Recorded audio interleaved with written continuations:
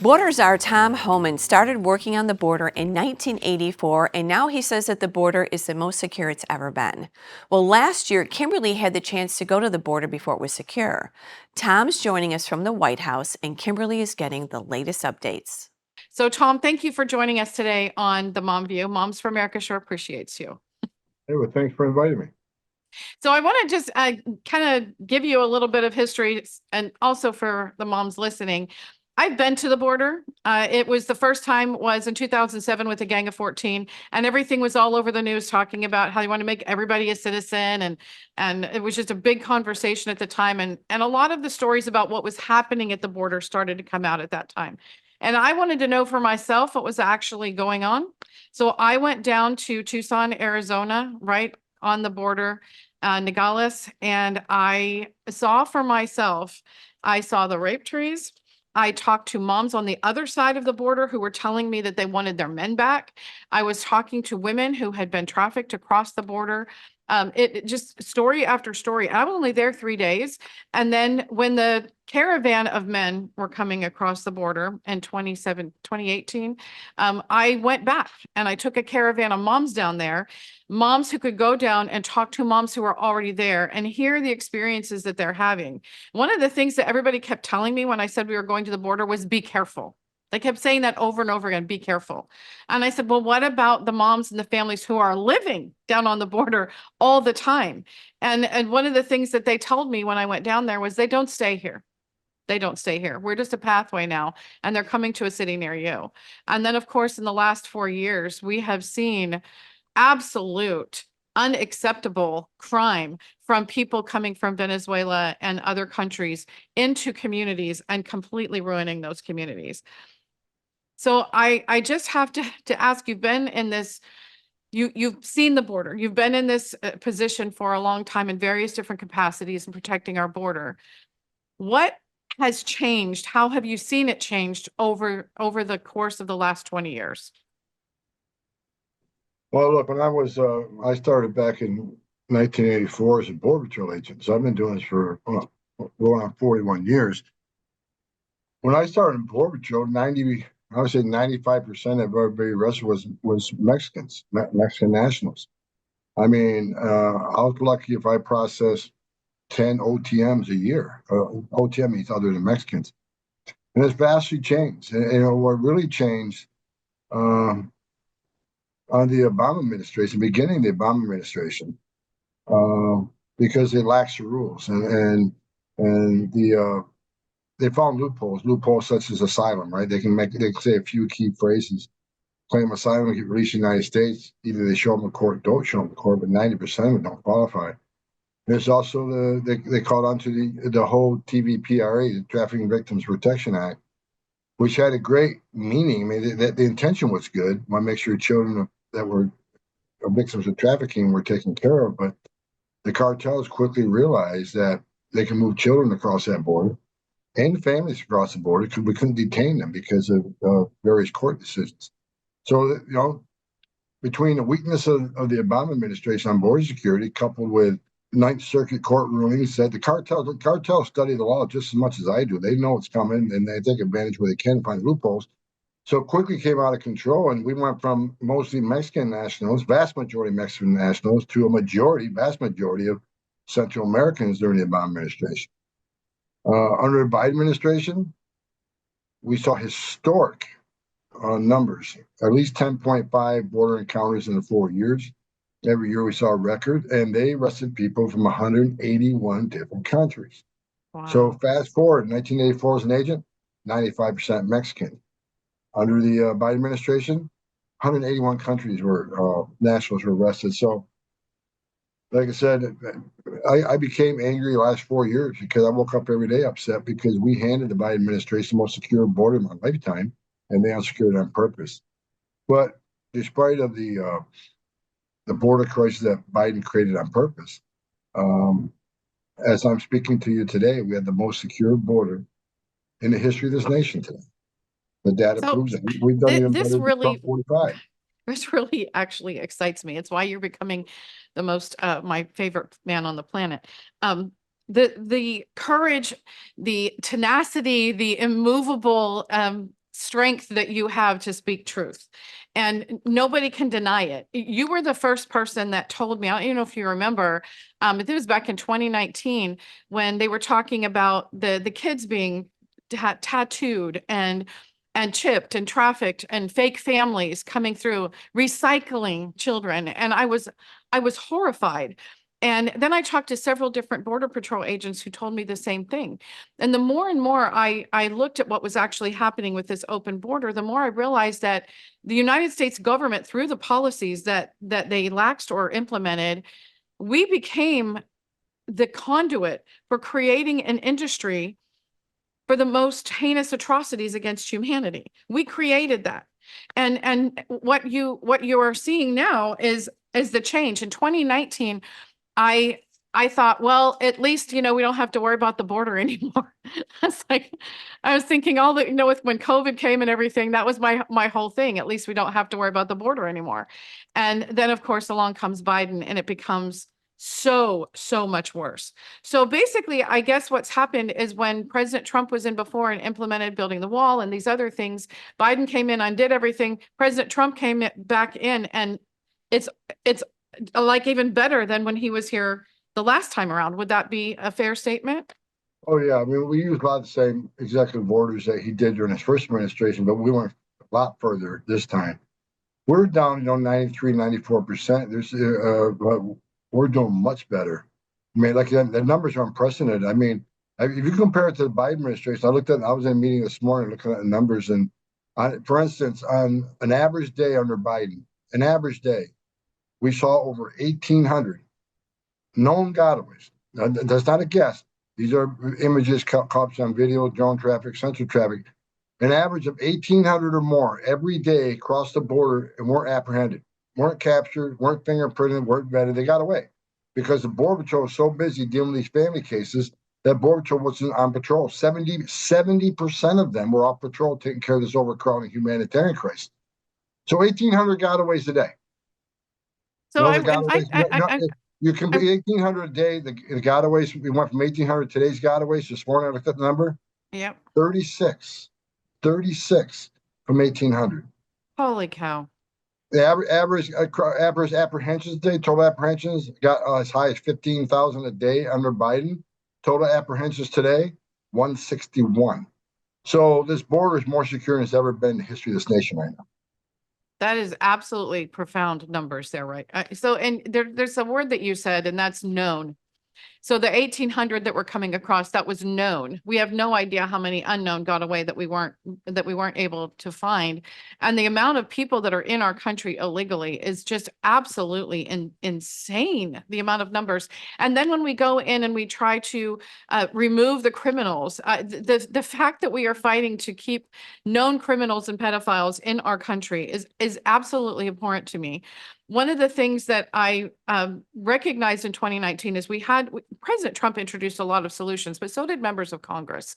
And there was something that I found out that Lance Gooden had introduced a mandatory DNA test. They were doing optional DNA tests. You could choose to do it and you could fast track through. They were offering it as a way to move through the line faster. And a lot of them were taking the test, which is how we realized that they were fake families and they were recycling these kids through.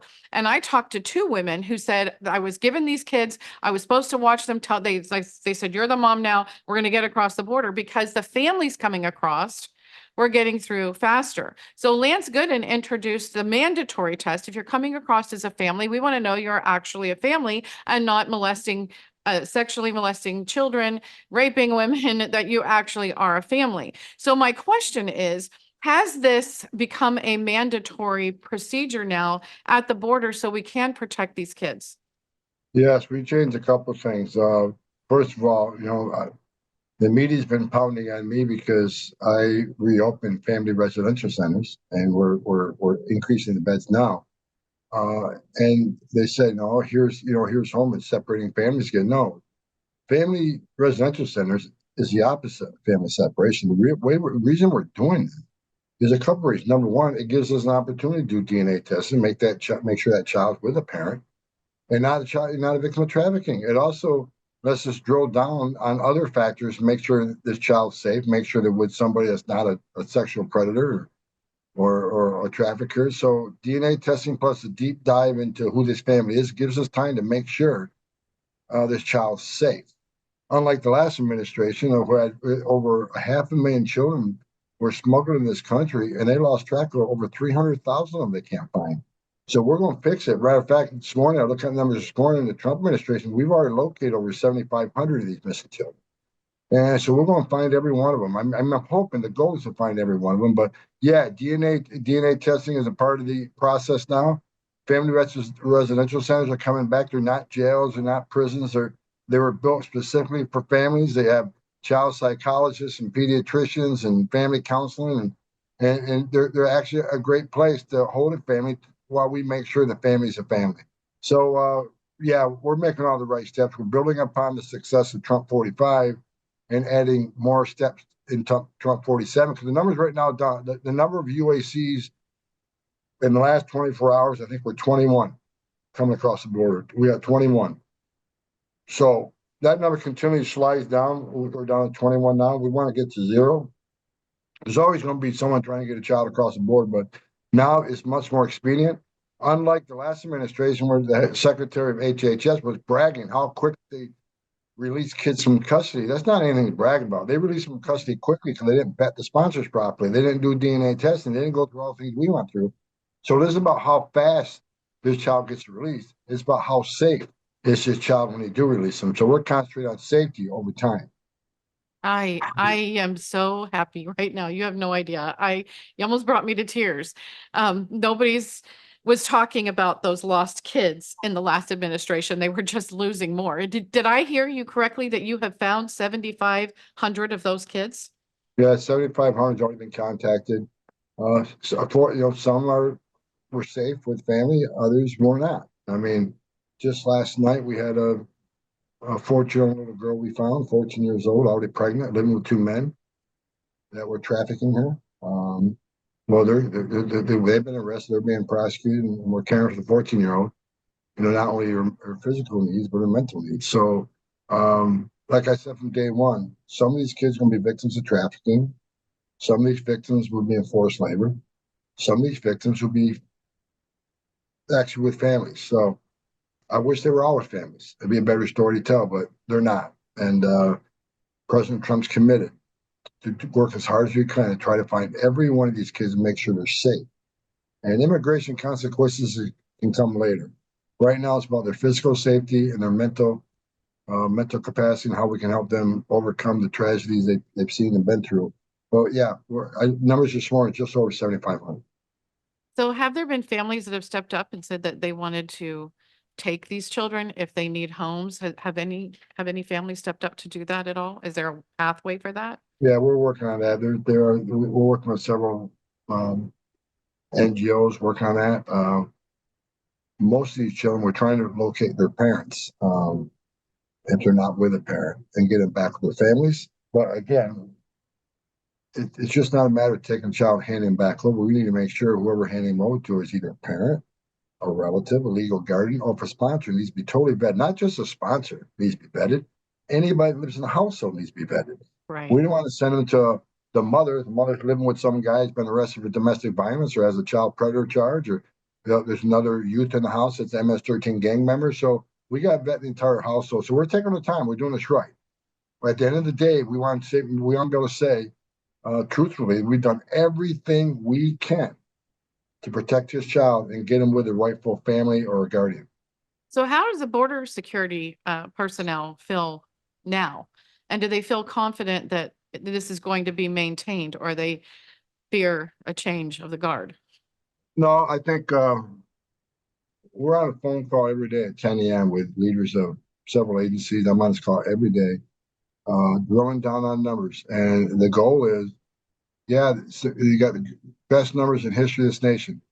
How do we get them lower? Yeah.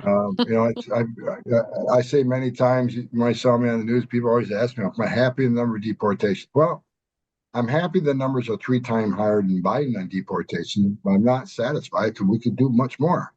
We need Congress to fund this mandate that President got from American people. because I won't be happy to every criminal, illegal alien, every public safety threat, every national security threat, illegal aliens is eradicated from this country. Then we got a I lot of others. Then we got love others that. to look for. So I'm I happy, love that you but are I'm at the not helm satisfied. of this. You make me happy. Yes, we have a long way to go, but the trajectory has changed so dramatically in a short period of time. In fact, at the 100 days in office cabinet meeting, RFK Jr. stated, "We have ended HHS's role as the principal vector in this country for child trafficking. During the Biden administration, HHS became a collaborator in child trafficking for sex and for slavery. And we have ended that. We're aggressively going out and trying to find these 300,000 children that were lost in the Biden administration." I think that of all of the things that you guys are doing, that is the most incredible contribution that this administration is making. And the fact that you are at the helm, making sure that it's getting done, I know it will get done. I want to just bring up the cartels real quick, because now that they have been proclaimed by President of the United States as terrorist organizations, how has that changed? Has it changed at all with the interactions between the cartels and the Border Patrol? Well, look, he has designated them terrorist organizations because I've had many conversations with the president even before he was elected about the need to do that because these criminal cartels in Mexico have killed more people than every designated terrorist organization in the world combined. Whether you want ISIS, whoever else, Al Qaeda, and the criminal cartels in Mexico literally killed hundreds of thousands of Americans. And so he did that. So what that does, that brings the whole weight of the United States government and these cartels. So another part of our daily talk about how we shut down the cartels. Now, President, I made a speech at the RNC before the election. When Trump became president, he was designating criminal cartels and wiping them off the face of the earth. And we're working toward that. Criminal cartels right now are going broke. Under the Biden administration, they made a record amount of money in sex trafficking women and children. A record amount of money is smuggling aliens. A record amount of money is smuggling dope, especially fentanyl, across our open border. Now that we have the most secure border in the history of this nation, we're hitting them where it hurts, in the pocketbook. When you hit them in the pocketbook, that means they can't buy off the Mexican military. They can't buy off Mexican law enforcement. They can't buy off Mexican government officials. And they spread, so like the Jalisco cartels. They're in 45 countries around the world. So now they're terrorists working with every other country to eradicate those other countries. So we're slowly getting rid of them because if they have no money, they have no power. But I think President Trump is committed to doing more. He's already asked the Mexican government to work with him to quickly eradicate them. Mexican government pushed back. We'll see where it goes. But I think Mexico needs to sit back and think about that because Mexico has failed to take the cartels out for decades. It's going to take U.S. involvement. And we can do it. Like President Trump took ISIS out, took the caliphate out. You can certainly take these criminal cartels in Mexico out, but we'd like to do it with Mexico's assistance. Think for a moment. There's a lot of corruption in Mexico in the military, the police, government officials. And a lot of the corruption isn't even voluntary corruption. Some of these officials, you got a cartel member walks up to them and says, "You're going to allow to pass this load through this airport, and we're going to give you $10,000 to do it. And if you don't do it, we'll kill your family." So if we can take the cartels out, Mexico will be a much safer country, a more prosperous country. They won't have thousands of journalists, investigators, police, judges murdered by these cartels every year. So I think when Mexico looks at the long game, taking the cartels out of Mexico will make Mexico a much, much safer country. Well, I can tell you, I have talked to mothers who lived there and had to escape, who would 100% agree with that, and they would welcome the opportunity to purge the cartels. I think that this comprehensive approach to securing our borders and protecting our citizens is absolutely incredible. The different parts of this for enforcing the laws, building the wall, going after the cartels, protecting the women and children. This is probably the best news that I have had in a really long time. To hear you say, yes, it actually is happening. And anybody who disagrees with this for politics, they need to not be in office anymore. I think what President Trump has done is he's a game changer. Like President Trump, you don't like him or love him. as a guy who's done this for 40 years, border national security, he's the greatest president of my lifetime when it comes to border security, national security, and immigration enforcement. And you know, I may be the head of some things, but I want to make it perfectly clear: the heroes here are the men and women in that green uniform on the border who stand post every night while you and I are sleeping. 2 o'clock this morning, you're going to be sleeping. I'm going to be sleeping. There's going to be a uniform standing on a dirt trail, middle of nowhere, because a sensor went off. Something's coming north. They don't know if it's just a Mexican national looking for a better life versus a heavily armed drug smuggler. They don't know. They're going to stand there taking out. Border Patrol, God bless them. I was one of them. So I'm proud to wear that uniform. And to the men and women of ICE who are out there every day in the interior United States, taking these sex traffickers and porn, these drug traffickers and these like last night, these 2 men who had his 14-year-old selling her off, and ICE is out there every day, again, gun strapped to the hip. They're the American heroes, and especially this week as Police Week, I can tell you in my career, I buried Border Patrol agents, I buried ICE agents. The most unfortunate thing I've ever done in my career is handing a folded flag to a child or a spouse of a phone. So I appreciate all the kind words everybody gives me, but I want to recognize the men and women out there doing the job. I'm working on the West Wing, right? I'm at the White House. These men and women are putting it on the line every day for you, me, and the rest of the Americans. So God bless them, especially this week. So to your audience, I'm asking you to hit your knees tonight and say a prayer for these men and women, and make sure every one of them come home to their families, because too many have never come home, and we're celebrating them this week. I could not even say that better. Thank you, Tom Homan, for being on the Mom View and for all the courageous things that you and the administration are doing to protect our border. Thank you, sir. Okay. God bless you. Thanks for having me.